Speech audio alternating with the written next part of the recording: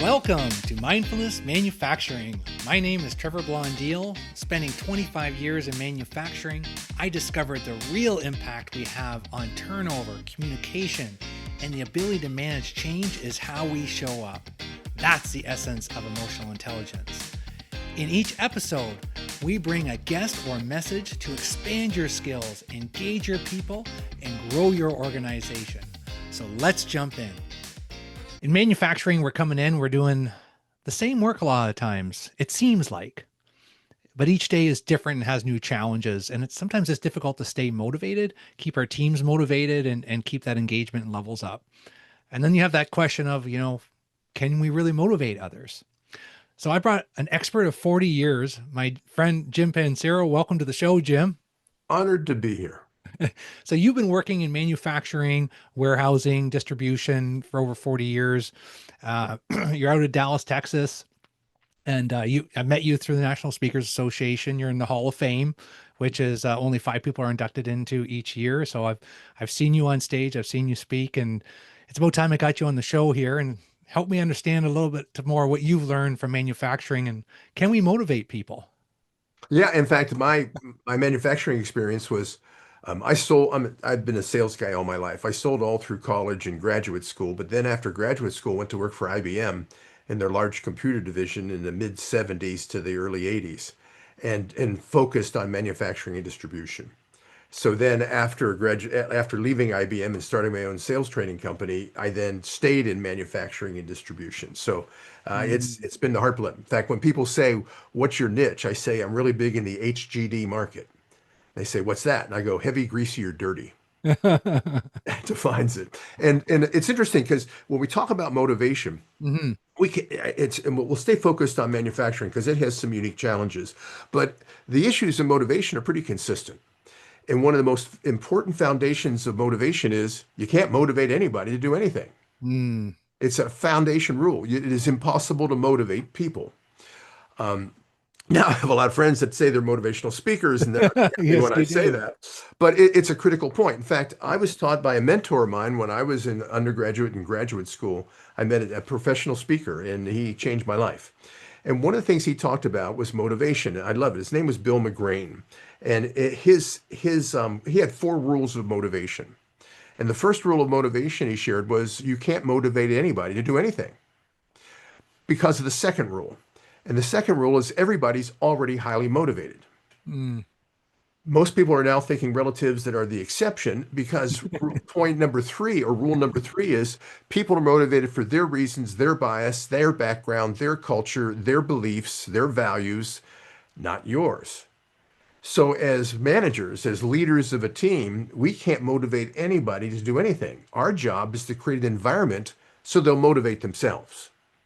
And what I watch Invaluable. happen is managers feel they can go in and give a speech to our workers Monday morning. Let's pull everybody together and rah rah, and then disappear and ignore them for the rest of the week. Don't even talk to them when they walk through the shop, type of thing. And then they wonder why the people aren't motivated. Mm. We have to build an environment so that people, how do they feel comfortable? How do they feel self-worth? How do they feel their importance? Are they being recognized for their contributions? There's a lot of people in manufacturing that are really upset with sales teams of their own company because they see the salespeople getting checks for bonuses and awards for doing things. They're handing cash out to the salespeople, even though it's a percentage expected of their compensation. They see the money being handed out in manufacturing and on the manufacturing floor, they're not getting anything except hassled. Right? So it's this culture of how are they doing it? I saw an example. I get to do a lot of plant tours. In fact, it's probably I've been a consultant and trainer now for 43 years, worked in about 80 different industries.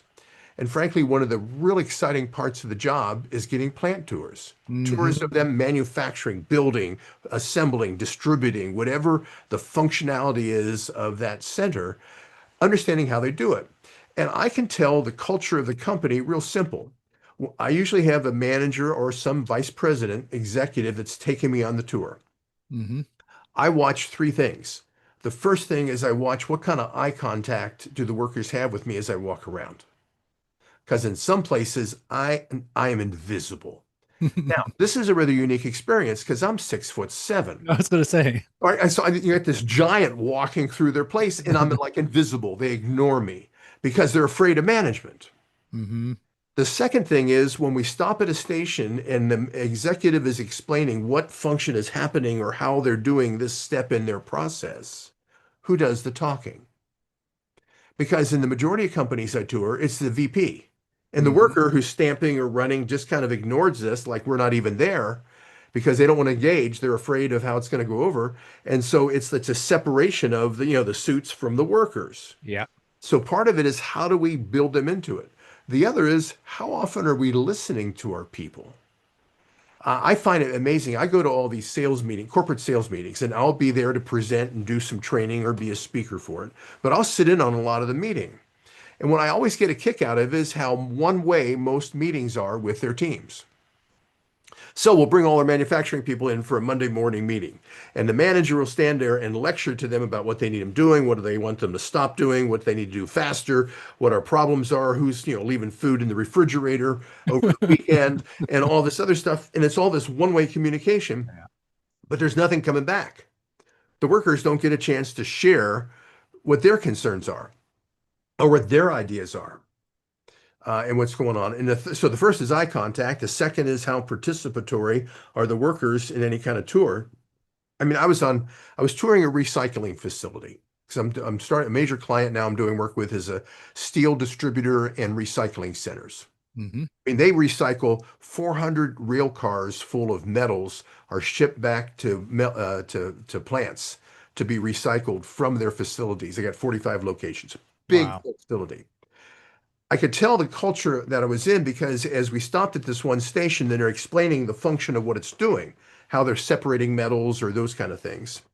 And in the middle of the conversation, the worker stops, turns, grabs one of the parts, and hands it to me as the VP is talking.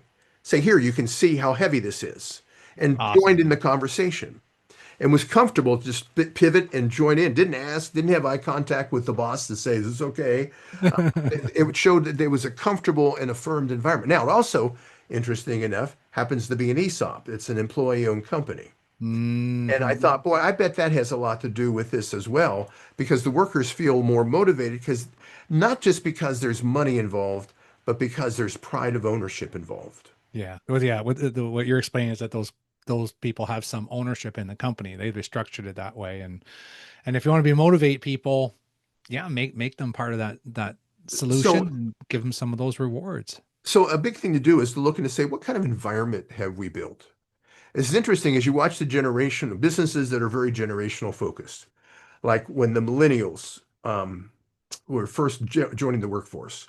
A lot of companies that really needed to pull in that labor force of the millennials, they started giving them free food because when they interviewed all the millennials didn't have any place to eat. So I mean, I went to one company in California and they had a full 24-hour 7 kitchen because they were a call center 24/7. Hmm. The workers could have full meals as a benefit of working there. Smart. Now, that was expensive to the company, but the loyalty it generated and it helped people stay around longer than they would have otherwise. I saw that it was a profound payoff. It wasn't that they gave them free food, it's they created an environment that was respectful, was affirming, you're listened to, you're important, those kind of things. Yeah, that's motive. That is a form of motivation, right? Because like, Yeah, hey, like at least when I come to work, I'm valued, I'm having good conversations, and I bet you there's a lot of social connection that happens in that food cafeteria as well, right? Because when people eat together, they're gonna have some other different conversations. And I got kids in their 20s, and they are looking for those benefits of hey, my son's in a situation where yeah, he gets sometimes a meal when he's at work and he really appreciates it, right? And my daughter's just starting to work for a hotel company and there'll be some discounts on hotels, and those little areas are motivating and makes you feel more part of very the much so. company. And when you were talking about the speech, it's like I can remember starting manufacturing, hearing that speech at 7 o'clock in the morning. Okay, guys, today we really got to keep our eye on quality. And it's like, and we weren't yesterday? Like, what does Very that much. mean? I saw this. I mean, this has been around for a while. As a positive, I mean, how do we create an environment? Yeah. I worked for IBM, large computer division. Big executives were in our offices and working, but IBM had a rule that they enforced that any IBM worker is on a first name basis. Mm. So if the chairman of the board came to our office or the president of our division, it was George. You Yeah. didn't say Mr. or whatever, because their attitude was we want everybody to be on the same page and at the same level because we're all committed to the same thing. Mm-hmm. I was reading Joe Calloway. I don't know if you follow any of his stuff. I've known him for decades and love his material. He had an article recently that really rang my bell. And he was saying that focus is a critical thing of motivation. And one of the things he was quoting was, and I believe I'm going to get the year wrong, but it was like around the 1900s, the British rowing team, crewing team in the Olympics, was having several Olympics of winning. They were just this dominant force. And when they did research to try to find out why are you so superior, they learned that the crew had the entire managers, the coaches, and the crew had only one question. And the only question anytime anybody had a new idea was, will this make the boat go faster? Mm. That's singular focus. So any worker came in with an idea. The question is, will this make the boat go faster? If the answer was yes, they were listened to and respected for what they had to contribute. Mm-hmm. So I think one of the things is it is in the environment a manager creates. So how do we look at the environment you as a manager watching what we're doing here are creating? One of the ways to look at is where is your communication? We can do some evaluations. The first is looking at everything you said yesterday to employees as a manager. Let's assume you're the manager. Mm-hmm. Every all your communication with the workers yesterday, what percentage of that communication was positive and what was negative? How much was you saying, hey, congratulations, you're doing a good job. You guys are really working hard. Appreciate your commitment and your efforts. Thanks for bringing that to our attention. Compared to saying, the quality dropped today. What happened? And this delivery didn't go out on time. What the hell's going on? And all this other stuff. How much of your communication is positive versus negative? Yeah. I read a book, Spencer Johnson, boy, in the early 80s, had books on parenting. He was co-author with Ken Blanchard of the One Minute Manager. Mm-hmm. And so, but he was a pediatrician. The reason he wrote the book with Blanchard is they were golfing buddies and decided they'd write a best-selling book. And they started it as a joke and thought, hey, we can make this work. And that's how it came about. But he then published some other books. And one of them was a set of books called The 1 Minute Mother and The 1 Minute Father. And it really talked about how do you encourage and motivate a child to do better. And one of the things they said in the book I remember was he said that 95%, they did studies that found that 95% of all communication between a child and a parent in the first 2 years of their life is negative. Don't do that. Put that down. Leave that alone. Get over here kind of response. And I have seen this confirmed so many times. I'm sitting in a restaurant and the couple next to us with a couple small kids, they were just berating the kids the Yeah. entire meal. Exhausting. And I was like, finally, I said, why don't you just go over and beat them up for a while and just leave it at that instead of having this constant harassment verbally? And I'm thinking, how are the kids raised if 95% of the parenting experience they have is of negative? So now we ask the question, what percentage of you as a manager that you say to the workers is positive versus negative? And I've seen some other studies that have said that also is around 95%. Yeah. You There know, was, that go makes ahead. me think, Jim, that like in the plants, we're going to have breakdowns, we're going to have issues, and then we have a lot of meetings over that. And what's really not helpful is when corporate, and I see this a lot in corporate manufacturing places, they'll come in and now they want to have more meetings on it about the problems and grill them more. And it's just exhausting. These people are driving below the speed limit to come into work because they're not motivated because of the way that they're being supported, which is a lot more what, like you said, just come in with the call it negativity, call it just talking about problems, but there are different ways that we can create, like you said in the beginning, create the environment of where am I motivated to come in and give feedback and to get engaged and have more conversation. And well, yeah, if you're just going to be hammering me, then yeah, I'm just going to be in the defensive mode. So I like what you're saying there. I think And also it comes into, sorry, I didn't mean to interrupt. no, you go. I think it also comes into the fact that how they treat the worker, and we're going to have problems. Manufacturing is based on Basically, I asked one customer, what's the goal of your manufacturing facility? And his answer was simple. We want to suck less than we did yesterday. Yeah. That was his. Now he laughed about it, but he said, we're not doing everything right. But It's hard. if we do less right, if we do less wrong things today than we did yesterday, we're going to increase our profit. Hmm. And this idea of having focus in the communication of this balance of where things are with it. And I find that's a very critical piece. A part of it I watch is getting them. I saw this in a speech, and I was attending a friend of mine. He was a professional speaker, and he was talking, and in the middle of his talk, the microphone system just went crazy. It was feedback, it was problems. They got him another handheld. That didn't work. They got him another handheld. And everybody's sitting there just frustrated with our AV really sucks kind of attitude, just the looks on people's faces. So I was watching the room. And when they gave him a new mic, and the speaker said, can you hear me? Is this sounding okay? And everybody said, yeah. And he said, let's give a hand to the AV crew for working through such a tough situation. It's always a hassle when equipment's not working, functioning, but they sure are working hard to get it fixed. Let's give them a round of applause. I took a mental note of that because I thought that's about the first time I've ever seen an AV problem not crucify the AV crew as part of it. Hmm. Where I've Yeah. even heard speakers make jokes. So, yeah, gee, next time maybe we can get a microphone that works, or we'll get a Yeah. crew that knows what they're Yeah. doing. Or Not, this, just trashing the person instead of affirming them, saying, thanks for working so hard to get this fixed. We yeah. appreciate the extra effort Yeah. to the group. When we have intentions that people are doing their best, and then we can acknowledge them for that, we can build off and we can get, okay, we'll figure out how the mics don't go down again. But for right now, we're just in the heat of this moment. Let's just recognize them. So all of a sudden, that person with the mic was able to take something that could have been negative and just kind of shifted that whole temperature of the room to make it a little bit cooler, a little bit better.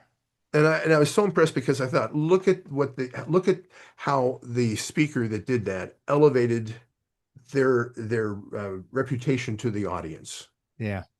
Yeah. because of being more positive and affirming. This to me is a critical part of this whole process of how we deal with this and how we motivate people. Because part of this also is having times where they can offer suggestions. One of the things I was impressed with is once a month at this one manufacturing, it was a distribution center. At this distribution center, once a month, they would schedule a Friday luncheon. And the Friday luncheon was back in the warehouse, back in just in the corner. They would set up and they would grill hot dogs and hamburgers, or they bring in pizzas. But it was and it was for all workers. They encouraged the office, come out Mm, and join us. And one of the things they did is the executives went around to these small tables as they were talking and eating and said, okay, so how are we doing? Give us some feedback. What's driving you nuts? What's preventing you from doing more faster? And mm, just asking them, we know it's not you. It's interesting how many times as a consultant and I'm brought into a problem, I make an announcement to everybody to make sure everybody's on the same page and say, let's make sure we've got a systems problem here. We don't have a people problem. absolutely. This isn't being caused Yeah. by somebody not doing their job. We've got a problem that we don't have the right systems in place or the right quality controls in place or the measurements or the time or whatever. But it's not because George is a jerk, doesn't know how to do Mm, his job. And this idea of separating yourselves from the action, a big part of self-esteem, I believe, is how do we give feedback to somebody, but to separate them from their actions. This was something yeah. Oh yeah. Johnson said in his parenting book. He said, if you go to a child and say, Kate, my daughter's name is Kate, when she was little, Katie, you're bad because you spilled your milk. Katie can't separate herself from her action when she's 3 years old. Yeah. So because of that, she now feels bad. We have chipped away at her self-esteem. So that one of the things that Johnson talked about, and that I've heard it referred to also as a love sandwich, is that you first start off by saying something positive. I know you're trying, even if it's, I know you're trying hard, Yeah. or I know that this is frustrating for you, but this is the problem. And then some kind of affirmation of saying, I'm confident you can do this if you put your mind to it, or if you just pay more attention to it. I think this is something we can fix. Yeah. So you don't accept the behavior, but at the same time, you affirm it around. So the person is actually feeling encouraged by what you're saying and not really hating you. I've heard that called the compliment sandwich. Yeah, compliment sandwich too. And it doesn't have to be done in a stereotypical Yeah. Yeah. So how I would great relate job. this to, Now you're going to be fired if you don't fix this, but boy, I know you're trying hard. And we're not, there's a balance there. But I think part of this is this idea of respect for the individual, receiving feedback and listening to the individual and what they're contributing. I post 3 posts a week on sales and sales leadership ideas. And one of the ideas I just posted this last week was the idea of what do you do in the first week somebody joins your company, a new employee? And one of the things I was proposing, I saw one of my clients do this, is they had the first week of anybody joining the company, an executive to a janitor, had to go through the same first week of training. And in the first week, they spent 1 day riding with a salesperson, making sales calls to see what that's like. They spent 1 day riding with a truck driver to see what it's like to deliver their stuff. They spent 1 day in the warehouse picking orders to see what that was like. They spent 1 day administratively dealing with accounting, and they spent 1 day in credit, and they spent 1 day dealing with purchasing. So this idea that no matter what your position was, you understood what all the major functions of the company were.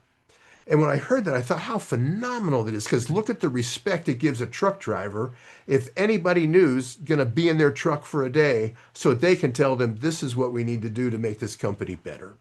yeah, it's a great way to connect and just understand each other's situations. Right. And if I pull this back for the person that's driving into work right now, driving into a plant or listening to this on YouTube, what does that mean for you? And for you, this is really about you're going to see today a lot of problems, right? In manufacturing, we just run into problems. We're going to have breakdowns. We're going to have, and a lot of times our judgment mind, because a lot of times we'll go into our judgment mind first of like, well, why didn't we do this? So to avoid that. So maybe what I'm hearing from you, Jim, is that, if we just recognize like one, is the person trying to do their best? Are they already motivated to do well? And if they are, sometimes when how we show up impacts on how people feel, how we make them feel determines how they can engage and be motivated. So if we're coming in right away and asking the questions of, but like, why were we even in this situation? But if we can maybe just pause, take a few seconds and kind of like, okay, hey, thanks for changing those tips. Yeah, they were way overdue on the weld line. Those welds were starting to get off location because we needed to replace those tips. So instead of saying, well, how come the tips weren't replaced on time? Maybe just kind of hit that first, right? And then look at the system of, well, what is the trigger to replace those tips? Right. And then we can kind of go that system level. Let's just reward ourselves. If are people trying to keep the line up and going? If they're sitting on a pail, they're not doing anything. That's a different conversation. But man, if you can see that they're working to do something and they're not getting the results, can we come at it a little bit more curiosity? And that's my whole thing, Jim, is just, how can we be more mindful and have that deeper conversation to build that connection? And I think this really ties into customer service too. So Jim, so what do you want to leave the listeners with today? I this is like in a restaurant I was there, and the person I was with turned to the sushi. It was a sushi restaurant. Turned to the waiter when they came over and said to the waiter, "What do you suggest?" And the waiter, without skipping a beat, said, "Excessive tipping."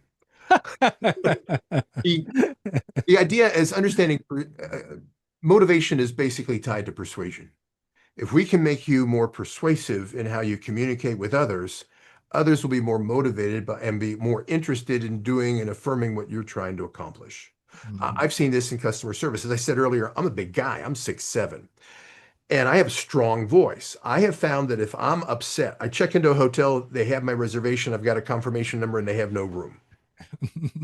Now, I'm upset, but I have learned that I am so strong and so big and so intimidating that I'm not going to get anything resolved. So what Mm-mm. I have learned in my own environment of how I motivate others or create an environment for them to motivate me is I will start off, the first thing I say is, look, I know this problem is not your fault. But now I'm really upset and I can talk about all the other things because I've told them, I know you didn't cause this or I know it's not Yeah. your fault, but you guys really screwed up here and it's really causing me a problem and I've got a program tomorrow and I need a hotel room and on and on and on and on. But I found only when I started adding to start off with, I know it's not, I know you didn't cause this. I know this is not your fault.